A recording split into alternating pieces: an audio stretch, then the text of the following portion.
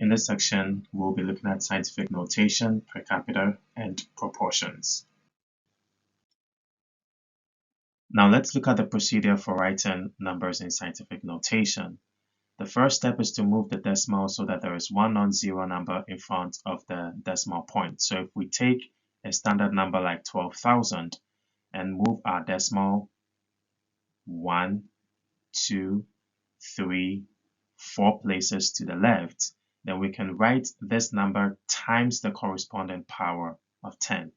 And so this becomes 1.2 times the number of places we moved, which is 4. And so that becomes 10 to the power 4. We can also do the same by writing these numbers in the example here in scientific notation.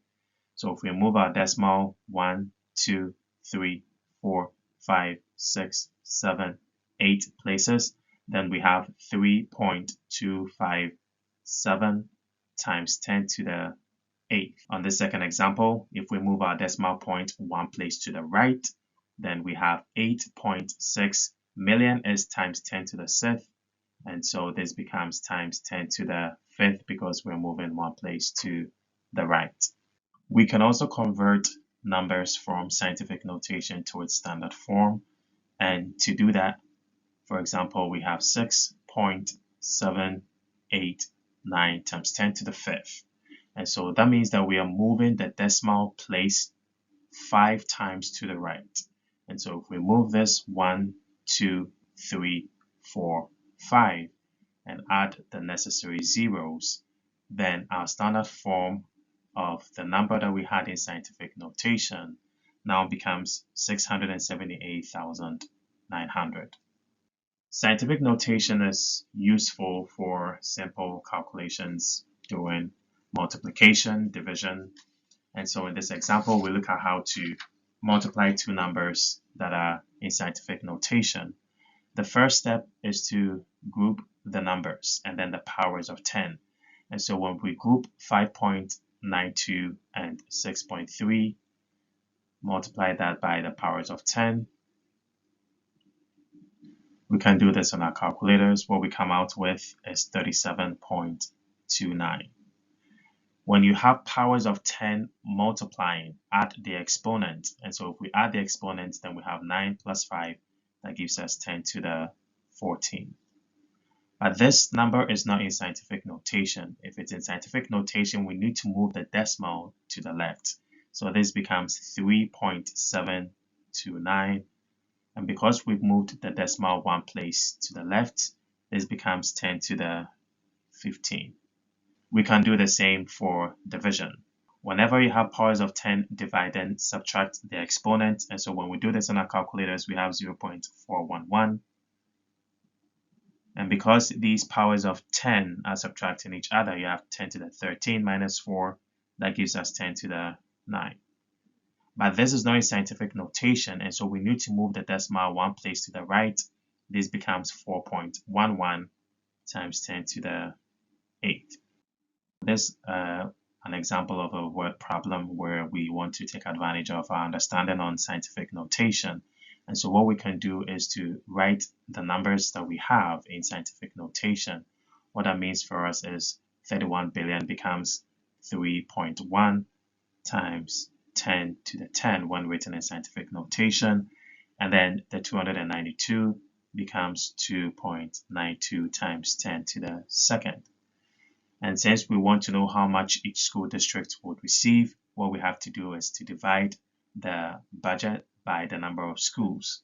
And when we do that using scientific notation, what we come out with is about 1.1 times 10 to the 8. In its standard form, about 110 million. Is it fair to compare values only in absolute terms? What if the values are also associated with different proportions? How can we make a better comparison? Calculating per capita values can help us make meaningful comparisons between populations of varying sizes. When we talk about per capita, what we mean is per person. So if we take a look at this example where we have an approximate value of the US population and then the number of people. So if there are 200 million Skittles produced that are distributed among 324 million people, then how do we determine the Skittles per capita? or the ratio of Skittles to people. So we take the number of Skittles divided by the population, and then we come out with a result. So when we talk about per capita, what it means is per person. How much would each person receive if the number of Skittles were distributed among the US population? We also see an example here. Take the amount divided by the number of students, and that gives us the amount per capita, or in this case, the amount per student. We can also look at scientific notation for small numbers as we did with the larger ones. We follow the same procedure, two-step procedure. We need to make sure that there is one non-zero number in front of the decimal point. And so if you have a decimal number like this, if we want to write this in scientific notation, we just need to move the decimal 1, 2, 3 places to the right. So we have 2.45 times 10 to the minus third. So since we're dealing with smaller numbers, we are going to have a negative exponent. Move the decimal one place, and then that gives us 3.65. Because we only moved the decimal one place, we have 10 to the minus 1. And then if we move 1, 2, 3, 4 places to the right, then our scientific notation becomes times 10 to the minus 4. As we did before, if you have 7.64 times 10 to the minus third, then it means that you are moving your decimal 1, 2, 3 places to the left. And so you have 0.00764. In other words, we can rewrite this as that. And then we can do the same here. Again, grouping like terms. And so the scientific notation form will be 2.081 times 10 to the minus third. And then we can also do the same for multiplication, grouping like terms. And this gives us 10.35. But this again is not in scientific notation, and so we need to move the decimal one place to the left. When we talk about population density, we are looking at the amount of people per square area. So we take the population and then divide it by the area. So if we want to know what the population density is for the United States, for Mexico, for France, Japan, United Kingdom, and Iceland, take the population and then divide it by the area. And we can do the same for the other countries as well. Take the population divided by the area, that gives you the population density. Proportional thinking is a cornerstone of quantitative reasoning. Proportions can be used to solve a variety of application problems. Proportions can also help us compare quantities by solving what if or expected value scenarios. So when we talk about proportionality, what we're saying is that the two ratios are equal to each other. And so if the ratio of A over B is equal to the ratio of C over D, then we say they are proportional to each other. What that helps us to do is, if we know A, B, and C, then we can determine D. If we know D, B, and C, then we can determine A. So it helps us to determine what ifs or expected value scenarios. And so we set up proportions. So what we're doing is we're taking the ratio of the distance in inches to miles. What you need to be careful when dealing with proportions is how you set your ratios. So make sure the ratios are consistent with each other, and that's how you set the proportion, because we're saying the ratio of A over B is proportional to C over D, and that is what we are comparing. So once we have the proportions, we have the ratios written, we can cross multiply and then solve for the unknown. So in cross multiplying, we have 6 times x equals 4.5 times 160. So this is 6x, which gives us 720 here. Divide both sides by 6. And then we can determine x, which is 120 miles.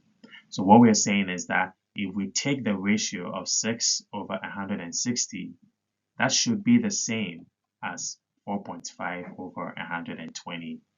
And that is what makes these two proportional to each other. And so setting up the proportion equation becomes very important, and the order in which you do that matters. So if we set a proportion to be inches over inches, set that to be proportional to miles over miles, So far as we're consistent with how we set up a proportion, the value should come out to be the same as 120 miles.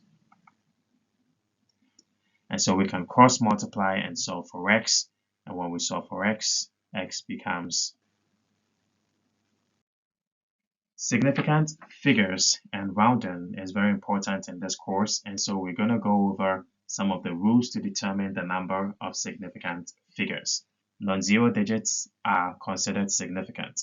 So these two are non-zero digits, and that's why they're two significant figures. These are all non-zero digits, and that's why we have 6 significant figures. Zeros appearing anywhere between two non-zero digits are significant. So when there's a 0 that appears between these two non-zero digits, it becomes significant, and that's why we have 3 significant figures. There are zeros that appear in here. We still have 6 significant figures. In decimal numbers, leading zeros to the left are not significant. So all these leading zeros are not significant. The only significant numbers are 3, 1, and 4. And so we have 3 significant figures. In decimals as well, zeros to the right are significant. And so the 0 appearing on this right-hand side is significant. That's why we have 4 significant figures. In numbers without decimals, zeros may or may not be significant. In this case, the number of significant figures may be stated. For example, 2 significant figures, and that's why we can have at least 2 significant figures here, or we put a bar under the significant number, and this tells us that we have 4 significant figures. Now, why do we need to know about significant figures? It becomes important, for example, when you're doing multiplication and division. When we multiply or divide numbers, we round the result to match the same number of significant figures in the least significant number. When we take a look at this value here, 2.45 has 3 significant figures. 12.56 has 4 significant figures. And so our final answer should be rounded to the least significant number. In this case, that will be 3. And that's why we have 30.8. The same applies for division. We have 1, 2, 3, 4, 5 significant figures. We have 1, 2, 3, 4. So the least is 4. And so our final answer should be in 4.